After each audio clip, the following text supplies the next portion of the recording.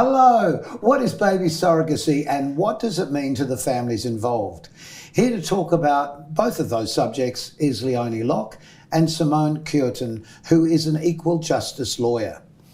Leonie, you're the pregnant one. Yes. And you're the lawyer. That's who's right. also been a pregnant one as a surrogate. Twice. Well, first of all, let's ask the question, why are you a surrogate? Why Or why are you surrogating? What's the word? What's the proper word? I am a surrogate because I had a really close friend and colleague who had trouble. I watched her for years and I just didn't want her to struggle anymore, and she was signed off to go and have surrogacy, and I offered because I love being pregnant, which is weird, I know. Well, no, not really. I mean, we were just talking before we started the interview about what's good for women or men, or what's the difference between. Yeah. And the fact that you can have babies and men can't's a bit special in its own sense. That's true. But actually saying to a friend, yeah, I'm happy to have a baby for you, a baby that you won't be able to keep. Yeah. What sort of relationship do you think you'll have with the child afterwards? I think it'll be a special little relationship where I know the significance I've made to his life, but... You know it's a his? I know it's a his. Mm-hmm. But I won't be changing any nappies or having to take care of him. Like, his parents are really keen to start that and have a beautiful family, so it'll take the responsibility off from me. Well, I'm adopted, so I completely understand why you do that. Well, I completely understand that you are basically giving up the baby that you've grown for the past almost 9 months. How far are you? I am 7-ish months. I'm 32 weeks. Oh, okay. Heat up the hot water just in case. Bring in some towels. So this friend of yours, obviously you're very close, and obviously there's some legal implications with this. So what actually are they? Okay, firstly, you have to be eligible for surrogacy in Australia. It's not just a case of I don't fancy carrying a pregnancy. You have to be signed off by a medical practitioner to say that you're eligible. This is the person to carry the baby or the person who can't? This is the person who can't. Who can't, right. Yes. Once you are deemed eligible, then you can pursue surrogacy, and there's obligations under the legislation that come with from both parties pursuing a surrogacy arrangement. There's a legal agreement and there's counselling that needs to be undertaken. Now, there's not a lot of you. There's not. It's just you in this state. No, I'm definitely not the only lawyer in this state that does it. But our legislation opened up for surrogacy teams to access legal services interstate as well. So we've got some lawyers who do specialise in that area. But obviously you understand it better than anybody, having been through the process yourself.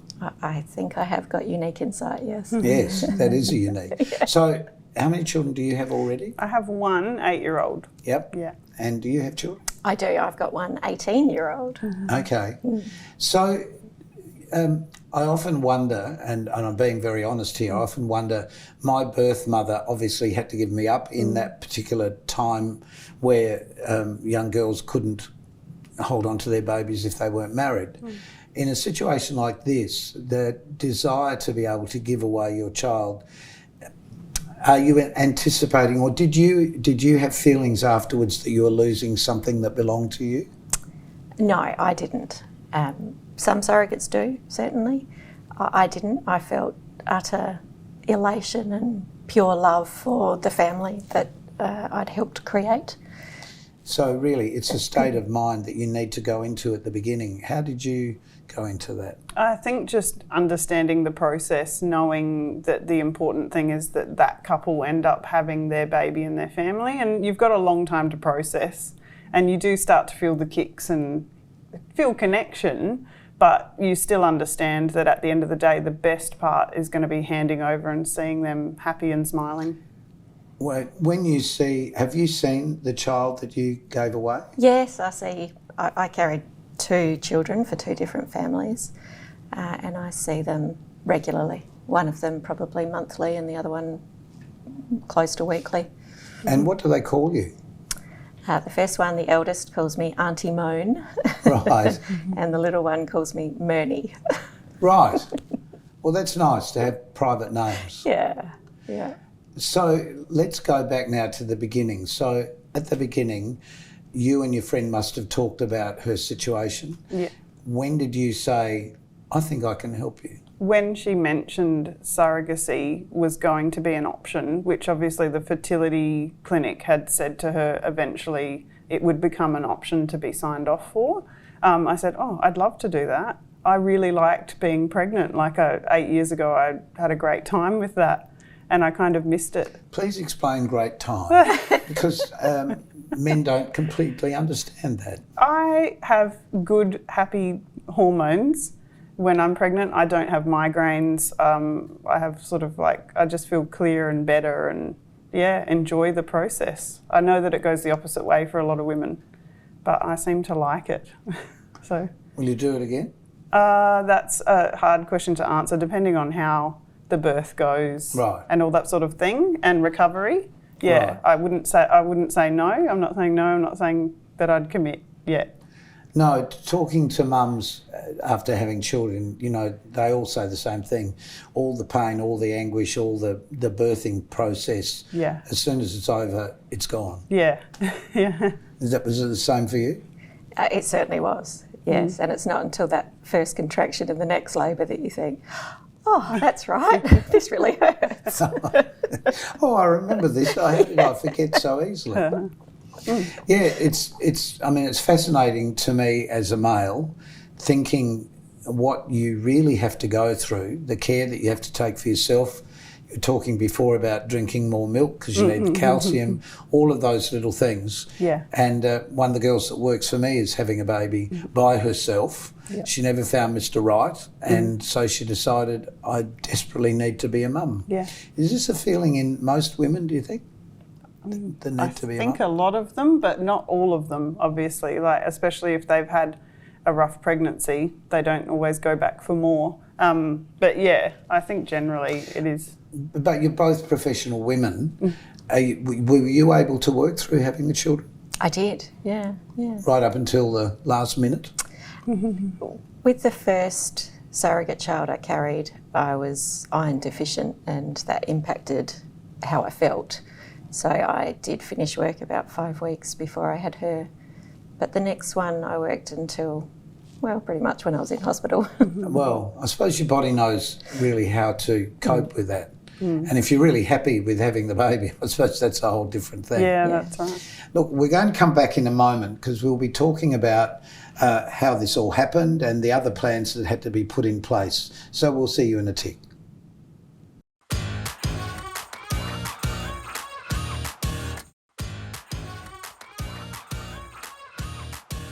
And welcome back to Our Time. Our guests are Leonie Locke and Simone Cureton, who is an equal justice lawyer, and we're talking about surrogacy. The big question, how did it happen? How did it happen? Not the normal way. Oh, I know about the normal way. Yeah. So we had a beautiful embryo from the mum and the dad, and then a fantastic specialist used a tiny little tube with a scientist and they placed it inside after they'd checked my lining and done a bunch of bloods to make sure everything was ready to go and it was the right time. Yeah, they put the embryo in. So obviously they were checking all of your cycle during that period? Yeah. How much of your time did you need to give to make these things happen? I only needed to do a couple of appointments and it happened on the first go. Oh, that was lucky. But I know, yeah, definitely. I know it's not always that way for everybody. So that was very lucky. So we just need to make the point that the mum who will take the child, it's her child because it's her embryo. Yes. And her husband's sperm, I gather, of course. So they obviously had to set that up. Was it a quick process? Like, were they in the next room? So the mother was in the room. The father and my partner were in the waiting room making jokes, I think, and having a great time. And my daughter was in the room. Right. So the scientist showed her what was going on to begin with and then said, sit really still so we don't lose anything and nothing. Yeah. And they got to be in the room while that was happening. So it was very special. Was that your story? Similar. My first surrogate child, there was an egg donor involved as well. So those, and generally with surrogacy, the embryos are created and then there's a quarantine period for 3 months. So the second time round, it was genetically the parents of the child. So this happens quickly, I'm gathering. Well, Quickly as in, once the egg is fertilised, how long before it was given to you? I think they'd had it frozen for a little while. So those okay. cycles that they do... That poor child's going to have to wear coats the whole Yeah. time. They'll be frozen. I was wondering how quickly it defrosts and whether it was okay in there, but they're apparently... interesting questions, aren't they? Because that's what I would think too. Yeah, and I thought maybe it thawed out too quickly because he's growing quite big. So, but yeah, basically they had some cycles and they'd had some frozen embryos, so we used one of those. Oh, okay. That got so popped they in. prepared in advance? Yes, and they'd also genetically screened and then placed in there, and then you've got to check again whether or not it's stuck to the right spot and it's growing and all those sorts of checkups. How did that affect your cycle? My cycle went away. Right. Do you mean? Because because they gave you extra hormones or something to bring on? They based it on my natural cycle. And Right. they watched my hormone levels, and I only needed like one shot, I think, of progesterone. Yeah. Right. And then they tracked So it. it was literally, this is the Yeah. time. What if Yeah. it was 3 o'clock in the morning? Oh. Hello, come in now. No, they just booked a day to do it, and it all went. Oh, so everything It was, was- literally planned in advance? Yeah. Literally almost to the last minute? Yeah. They just track that blood result, and then they can do it within a window, so like a 24-hour window maybe. And But the fact that you have to have like a blood result, that your body is being sort of interfered with, you were cool with all that? yeah, absolutely. Or you didn't look? Fine with that. Oh no, I like having blood taken. I donate at Red Cross regularly, Okay. so no, all good. What a good person you are. I do things like that all the time. I don't know. I'm hungry now. Could you get me some food? Absolutely. So what are the legal implications? How does the legality of this actually begin? So do you mean after the baby's born? No, before. Before. So the embryos... When obviously the couples come together. Yeah, there's a legal agreement drawn up, which everyone agrees to. Just in a précis, what does that say, basically? Or can it vary? No, it's a reflection of the intention that it's a lawful surrogacy arrangement. So it says Leonie's going to get pregnant and it's going to be with an embryo produced by her intended parents, and she intends to grow that child and carry the pregnancy. Right. And then at the end of the pregnancy, she will hand the child to their parents. Is there any riders or anything in that as to the relationship you can have after the event? No. It's a non-binding agreement, Right. other than the expenses side of it. So it's very much, really, it's just stating what the law is and showing how the team's complied with it. So people would come to your office and say, this is what we want to do. So there is I wanted to say a prenup agreement, but what's its name? It must have a name. It's a lawful surrogacy agreement. Right. So at that point, before anything really happens, Yes. Everyone's signed off on that. Yes. And then is it just a waiting game? Once the agreement's signed, you'll have already completed your surrogacy counselling. And Right. once the agreement's signed... Okay, counselling. Yep. Tell me about the counselling. Generally made up of 4 sessions. So Leonie would have one, sometimes with her family. And is that to mentally sort of see if you are capable of letting go? I think it's to... Is that the right thing to Yeah, I ask? think it's to give you the opportunity to have a really good chat with a psychologist who's Right. aware of the situation, and also for your family to express any concerns, and then that psychologist can make a decision based on that and write a report that goes into the legal process. So even with the intended parents, they have an interview, and then we all sit together as a group with that psychologist and talk things over, and she'll give us questions and concerns that might come up, and we get the opportunity to voice our opinion on how that's going to go. Right. Yeah. Does any of this start with you, though? Does any of that start in that initial agreement? Often people will come to me first and they sort of get guided as to what that process is. The counselling needs to be complete before the legal agreement can be complete. Right, the final legal agreement. So there's an initial agreement? No, there's just one agreement. Just okay. So you would give somebody advice to start with as to what to do next, basically. Yeah. Okay, and your doctor would do the same, obviously. Yeah, that's right. I mean, any specialist, GP, obstetrician, there's a few people that you go through, and the psychologist as well. If you wanted to talk to them separately, they could talk about concerns. Right. Yeah, and then you'd have a conversation with someone like Simone, and then you'd all meet together to sign the contract. So it is a little bit of a process. So you've got time to adjust to it and talk about it. Yeah. How did your partner feel about? He said to me, when I asked, I wasn't sure what the response was going to be, but he's a little bit crazy, I guess, like me, and he said if the shoe was on the other foot, of course he'd want someone to help us. Well, quite. That's actually the best way to look at it. What a isn't it? Perfect answer. That is a perfect answer. Were you in the same boat? No. Okay. Not in the slightest. My husband wasn't that keen on the idea. But he is a fairly exceptional person, and he put himself through surrogacy counselling and started talking to people about it, so as to normalise it for himself, I think. And he eventually could get his head around it. See, these things probably wouldn't have been even understood years ago. But I was just thinking before, wet nursing used to be a very common thing, certainly in high society, I gather.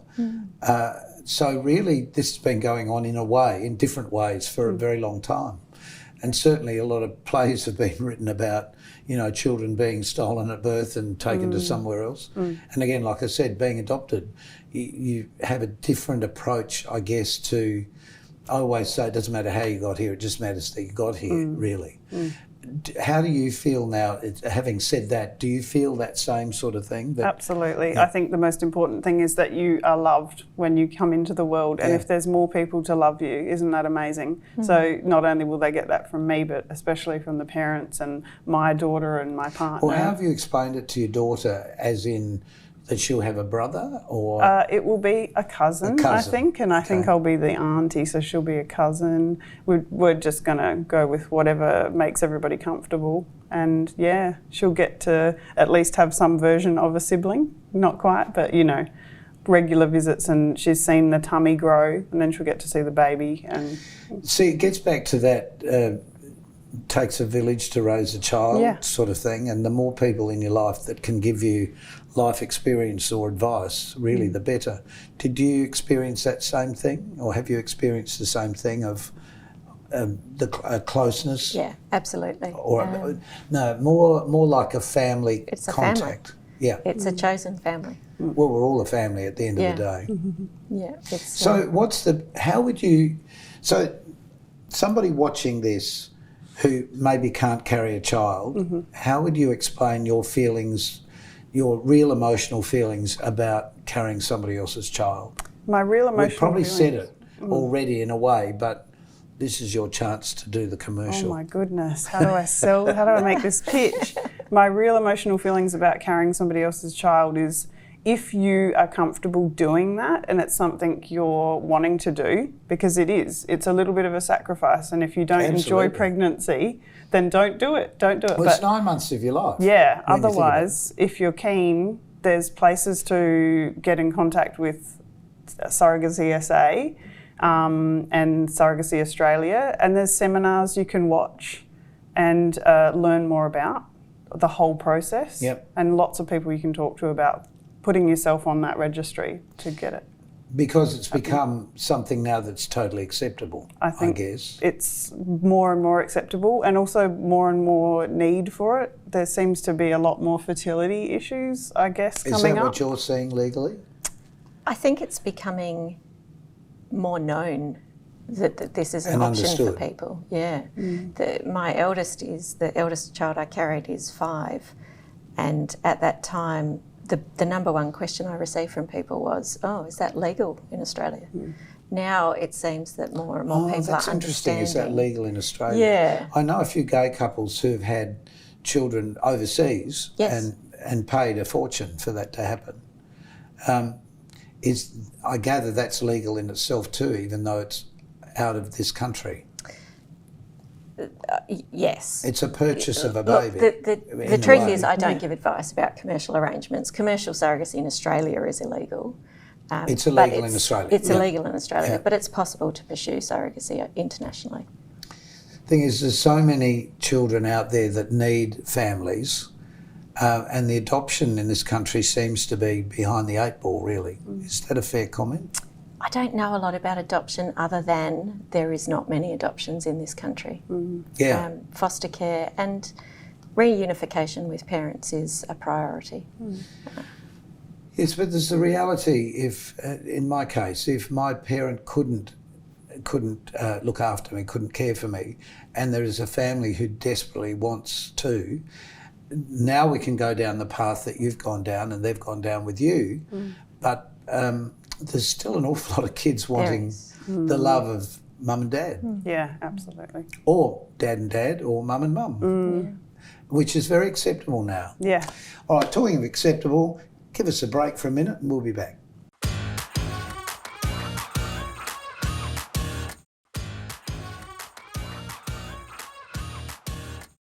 Welcome back in this final segment with Leonie and Simone. We're just talking about the legalities after the baby has been born.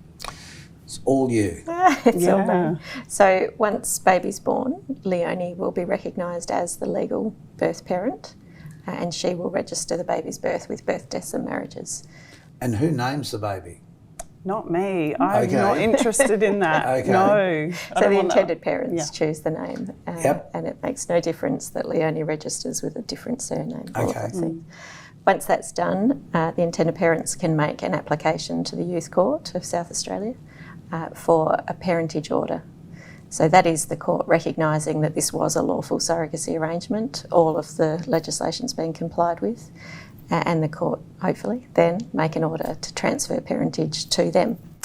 Birth, deaths and marriages are notified, and Leonie comes off the birth certificate and the intended parents go on the birth certificate. And is there any medical reference to you in the future that the child could access? For example, if you had a health condition or something that could be carried over? Well, technically the genetics of the child is the parents. Oh, it's the parent. Of course it is. From the embryo, but course. I'm sure there'd be some kind of, I don't know, evidence of me birthing the child. Well, it's the parents' genes. Yeah. So I guess that's closer than anything, really, isn't it? Yeah.